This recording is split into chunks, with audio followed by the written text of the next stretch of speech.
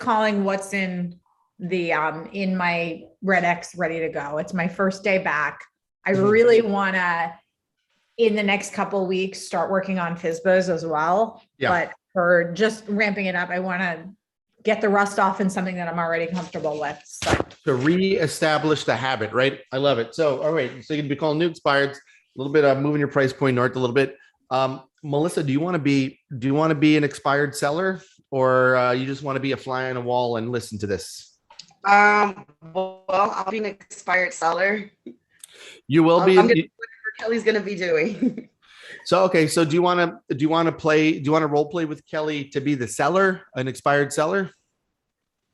Okay. Right, Kelly, you ready for this? Do you think you could take? Yeah, I mean, I'm probably stumbled through my first a couple. I might as well stumble now. Great. All right. So let's set the tone here. Is there anything in particular we need to know about this expired seller? They just came off the market today. Okay, so it's newly expired today, and that's pretty much it. Anything else you want us to know? That's all I have in front of me, right? All right, great. All right, so Kelly, Kelly's gonna call you, and you are a new expired. You just boom, midnight today, you expired. Ready? Whenever you're ready, go. Ring, ring. Hello. Hi, this is Kelly McCarthy with eXp Realty. How are you this morning? I'm okay. How are you? I'm doing really well. Thank you so much for asking. There's so many people that are like so mean when I call and I really appreciate having a friendly voice on the other line. Okay. I saw your property on 123 Main Street just came off the market today, and I was calling to see what the status of that was. Well, we just couldn't sell the home, and we just decided to wait a while and see what happens. Oh, what a shame. The market is insane right now. What happened? Did you have any showings? We had a few showings, but no one was willing to pay what we were looking for. So did you have offers as well? They were very low offers. All right, I understand. And this is yours and your husband's home, correct? Yes. Okay, great. What were you guys looking to do if you did sell? We're looking to move to be closer to our kids in another city. What city are you looking to go to? Orlando. Great. You'll get quite a long way in Orlando as compared to Palm Beach County, I'm sure. Do you have a house in mind over there or a neighborhood? Not yet. Okay. And here I go stumbling. This is the rest. So if I were able to sell your house for the $650,000 that you had expired for, would that be something that you'd be willing to take an offer on? If you can get me that kind of price, then yes. Yeah, absolutely. I think it's worth a conversation. I mean, since you listed a year ago, the market has gone up 12% in your area. It seems a little crazy to me that you didn't have a ton of traffic or anything but low offers. The agent that you worked with, did they do professional pictures for you? I think so. They took pictures. I'm not sure if they were professional. Okay. And did you hear back from them about what happened with, every person that came through the house? They did. I guess it was not what they were looking for. They were looking for something else. All right, great. Are you available, you and your husband? Maybe I can come and sit down and show you what I can do. This is what I do. I specialize in selling homes that other realtors haven't been able to sell. I have a great marketing plan. I'd love to sit down with you and your husband and talk to you how we can get you closer to your kids in Orlando in a reasonable time frame. Are you guys available tomorrow afternoon? All right. How long is this presentation going to take? Because I'm pretty busy. No problem. I understand. I'll take up 15 minutes of your time. I'll block out a little bit more because a lot of times people will have some questions for me when this is a big financial decision that you're making. Do you think you can give me 15 minutes tomorrow afternoon? Okay, 15 minutes is fine. Perfect. How's 3 o'clock? 3 o'clock is good. Good. So you're at 123 Main Street, right? Yes. All right. And Melissa, what's your email address so I can shoot a couple of things over to you with my contact information?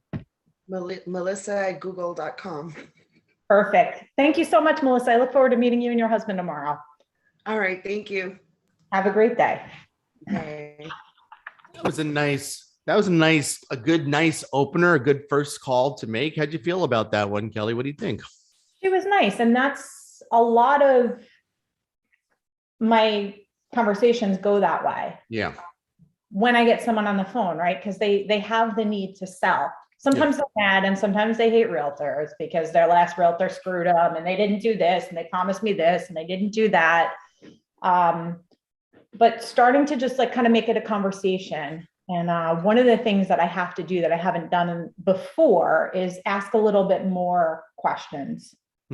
Spend a little bit more time on the phone. I'm usually so scared, or I have been in the past, that I'm going to screw something up, that I used to just hang up the phone as quickly as I could. Yeah.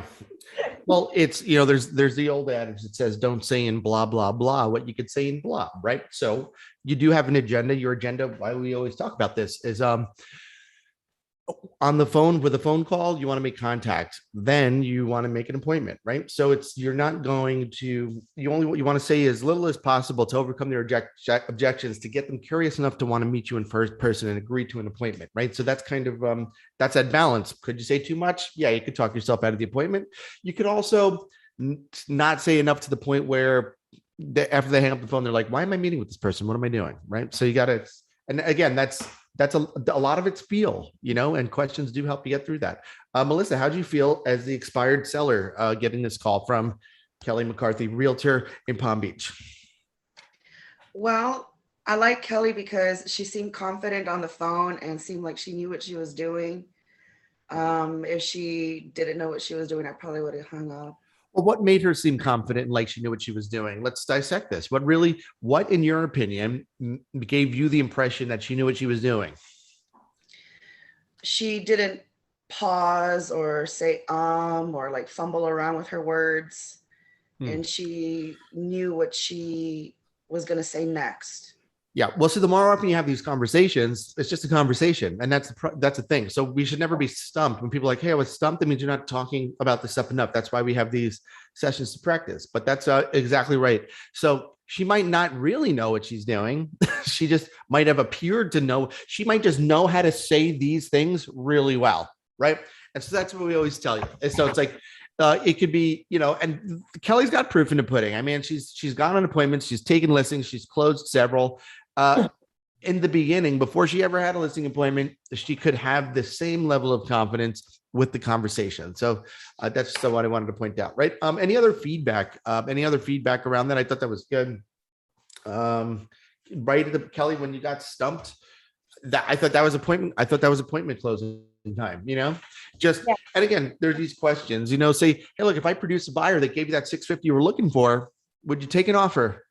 Yeah, sure, I would. Great. That's exactly why we have to meet. Well, wait, I don't want to sign up with another realtor for another 6 months and lose time. You know what? I'm not going to ask you to sign up. Let's take a look. Maybe we can get this thing sold for you without you signing a listing agreement. Just keep speaking into their listing. Boom, boom. Like address it, speak right through their filter, close, speak right through their filter, close. So whatever they say, I'm not signing anything. I'm not bringing a pen. When can I come by? So I'm that's hesitant because the last listing appointment that I scheduled, that I got off the phone really fast, it was too easy. That was the one who ghosted me. Yeah. Well, I always say this because I built my business with for sale by owners, which those conversations are a little bit more antagonistic typically than expireds, right? So the for sale by owners that were the most like the ones that were like, yeah, I'm working with all the realtors. Come on over. Those are the ones that didn't show up. Those are the ones that, were the hardest listings to get because they were working with every realtor. The ones that gave me the most resistance on the phone that through over time were with persistence and the consistency of following up. I remember walking through for sale by owners' houses and asking them questions and taking notes. And they're like, I still don't understand how you got in here. And I'm like, oh, well, here I am. And I'm the only one that got in. So guess who got it? So there's something to that. It's just, hard to keep that momentum. And when you got a lot of people hanging up on you and yelling at you and ghosting you, extreme ups and downs, right? Good deal. So let's move on to another one. Let's move on to another scenario. Does anybody have anything that they want to workshop personally, that they want to see workshopped? I know, Melissa, you're going to be making these calls today. Shannon's fresh on with RedX, I believe, right? I'm going to be making some calls. Anything you guys want to practice in particular? No, well, I don't know what to expect. So if you have any scenarios. Mm, you don't know what to expect. Um,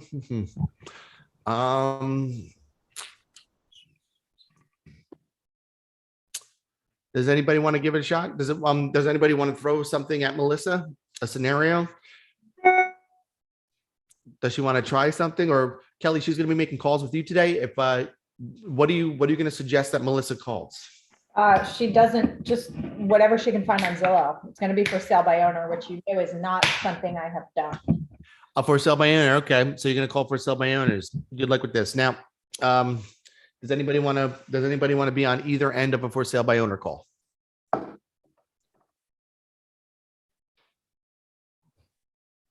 Shannon, hey, what would you like to be? Would you like to be the for sale by owner or the agent? Who am I playing with? You. Does anybody else want to role play this or with Shannon? Otherwise, I'll do it.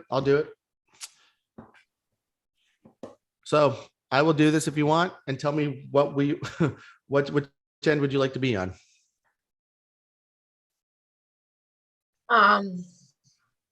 Well, I really need to be the one making the calls, but I just still feel like I know exactly everything that you should say. I don't know how to say it in the right order. Oh, there's no order. It's a problem, man. I'm getting there. I've got write-ups coming today. It's look, paralysis by analysis. I've done knowing what to say and how to say it in the right order. There is none of that. It's just you're just calling up, you have an agenda, right? And you just say, you talk and then you listen, you talk and you listen, knowing that at some point you just want to get them curious enough to meet you with an appointment. So I'll be the agent. I'll call you. You are a for sale by owner. And is there anything else I should know about your particular scenario in order to role play effectively? Because the reason I ask these questions is that sometimes during a role play, all of a sudden they'll throw like a curveball in there and it's like, well, I would have known that when I made the call. So is there anything in particular I should know? I just listed it yesterday and I don't want to work with any realtors, but if you've got a buyer, you could come by. Okay. It's usually the situation. All right. So I'll give you a call, ring, ring. Hello. Hi, this is Chris, the top realtor in the neighborhood, just calling. I noticed you put your house for sale by owner yesterday. How's that going?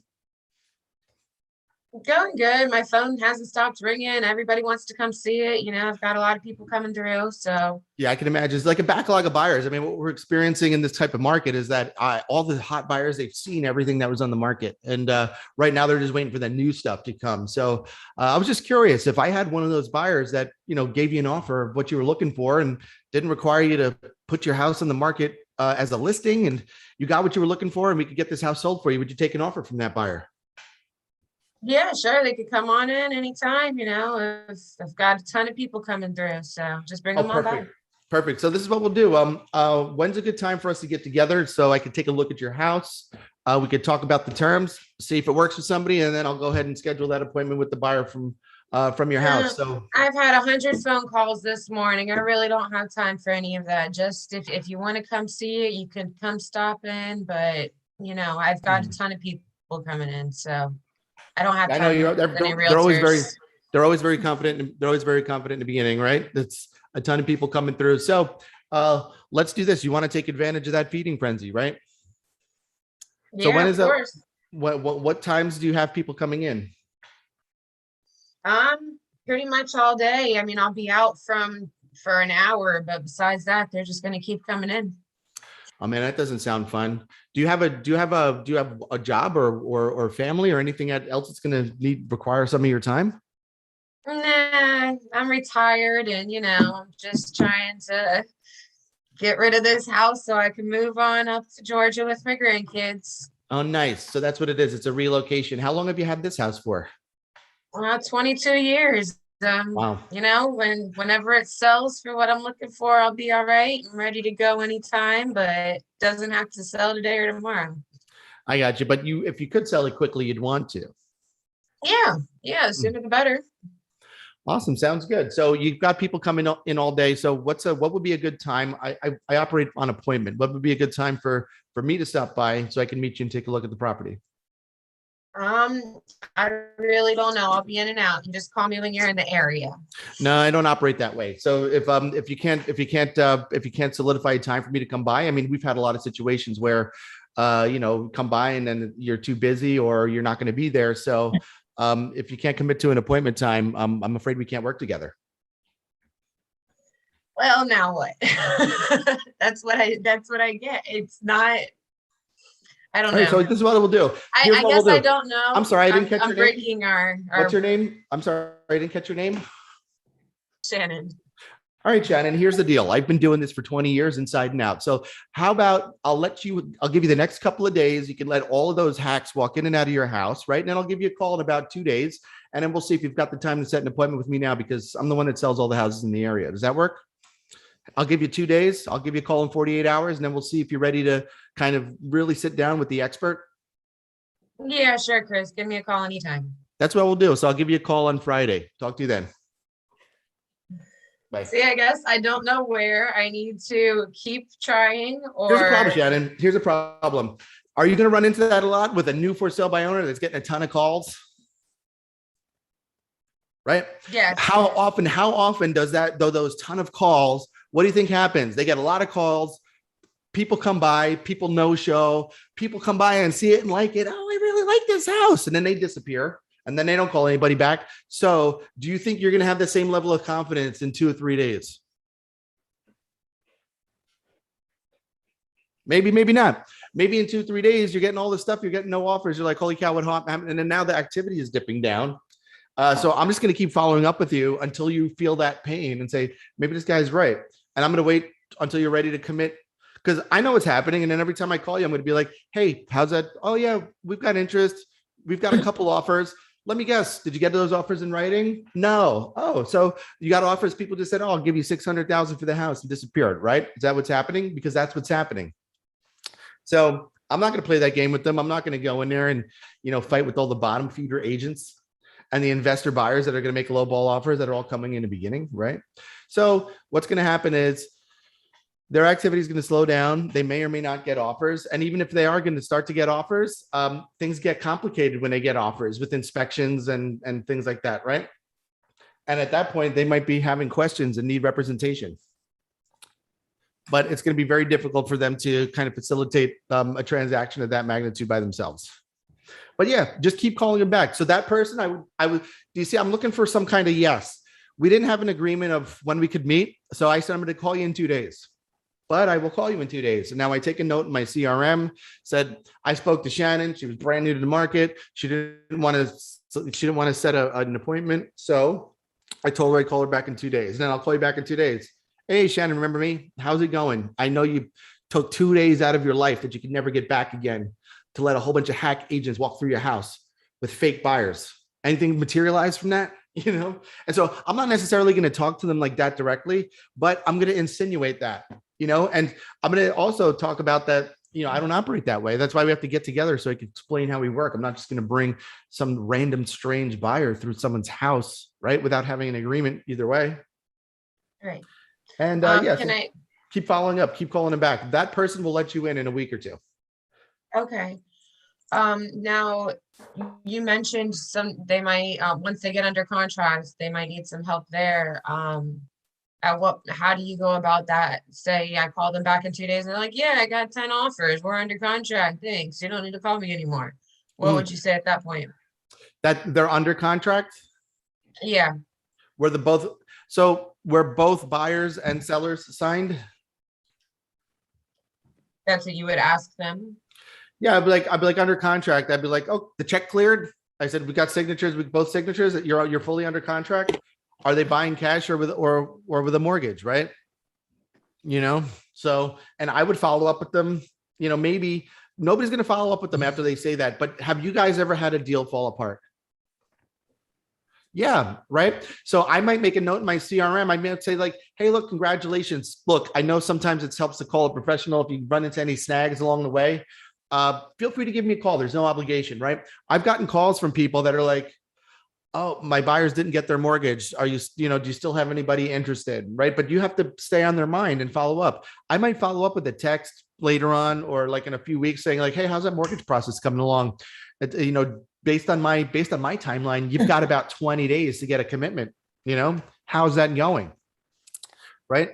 So just in case it dies, I'd follow up. I wouldn't spend a lot of time on it, but if you do follow up to that point, you'll probably be the only agent that's doing that. That's why I want to meet you as quick as possible. I want to talk to you as early as possible. I want to meet you face to face, even if I don't get the listing. Quite often down the line, they'll remember you if you met them, and also they might call you. They might run into some problems where you can help them manage a transaction. I mean, I had one time a FSBO that sold the property on their own, because I would give people the opportunity to sell on their own sometimes. So, for example, you have a for sale by owner that's like, I got 10 offers. I'm going into contract on one. Okay, great. Listen, I hope that goes well. I'll talk to you in a week. And then you call in a week. Hey, how's it going with that contract? Still waiting for the buyer's inspector to come out. Oh, it sounds like they're playing games. I know that game really well. Here's what I'd be willing to do for you. I'd be willing to list your property with a listing date of 5 days out, and I'll give that buyer a call and say they've got 5 days to get the inspector in there. Otherwise, they got to come through me. And guess what? They're going to pay more money when they come through me, because now there's a commission involved. So that gets them going quickly. And so I had a seller where they sold it on their own. And they still paid me to manage a transaction, to take it from contract to close, because that's complicated too sometimes, right? So there's all these different other opportunities out there that, but it's just having conversations, but don't stop following up. Where you're losing it is them telling you, oh, the market's crazy. And then you're like, okay, bye. Hey, Walter. So that's where, because it's in the follow-up, I want to talk to them early. I'm going to keep following up with them. I'm going to keep having these conversations. And look, it's not as easy as it is. You could just keep following up with them all the way. Look, they got to get a buyer in there. They got to get it negotiated. They got to get it into contract. They got to get it from contract to the closing table. So you have to be real organized with your CRM in order to do that. Right. But don't stop calling. Can I throw something in there? Please, Walter, share your wisdom. So you almost had the appointment, because she said, just come by whenever. And I booked a lot of appointments by just saying, great, let me pencil you in for Friday, 5 o'clock. And I'll call you the morning of, just to make sure that that's okay with you. And they'll be like, fine. And then they have to be there, of course. But I've gotten appointments a lot that way. Just sort of saying, let me pencil you in, because it doesn't seem that like a full commitment on that concrete, right? Yeah. So you set the appointment with yourself. You set the appointment with yourself and told them, hey, I'm going to be there this time. Right. Let me pencil you in for there. Right. You're going to be there. I like that. Well, I go, no. She goes, I just call me before you come. Great. I'm going to pencil you in for Friday, 5 o'clock. And I'll call you the morning of, just to make sure that works with you. Is that okay? Excellent. Say that's fine. Excellent. There you go, Shannon. I wouldn't schedule that right away. I would take a slightly different approach, especially if, like, right now this FSBO's on a high horse, because they've gotten a lot of offers. So there's two ways of dealing with the FSBO. You could either try to knock them down off the high horse, which they might get upset at you, or you can wait for them to fall. And that's usually the ones that I pick up, is when they fall. So I wouldn't schedule that appointment for tomorrow. I would schedule it for, like, maybe the middle of next week. Because honestly, if they've gotten offers and they have a signed contract, that's pretty much gone. Like, I wouldn't waste my time with that person. I would wait. If I schedule you for a week from today, 7 days, if the property's still available, then I want to go see you. Mm-hmm. See that? So they're getting all their activity in the beginning, right? If they feel real confident, like Walter said, they're on their high horse. So say, great, you know what? Let the dust settle. I'll talk to you in a week. How about I give you a call next Wednesday, right? So it's just, and it's in the follow-up, right? So typically that's when you're going to get them. They might be reluctant to let you in the beginning. They might be reluctant to even hear what you have to say. They're super confident. They're on that high horse. So again, it's in the follow-up. Be super organized. I'm not going to remember to call this person next Wednesday. So I have to put in my CRM, the conversation that I had, and to call them next Wednesday. So that way next Wednesday, when I'm doing my calls, it pops up and says, hey, call this person. That's awesome. Thank you for that, Walter. All right. Any other questions or anything, guys? Everyone's looking forward to making these calls today.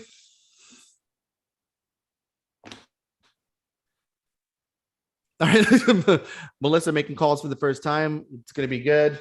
Shannon getting back into it. All right. Kelly getting back into it. Let's do this thing. Let me know if you need anything, guys. I'll leave you to the wolves. Peace out, everybody. Wait, give me co-host. I'm gonna stay here. What do you need? Shh, give me host. Oh yeah, you're going to Zoom. Yeah, Okay. don't. I'm going to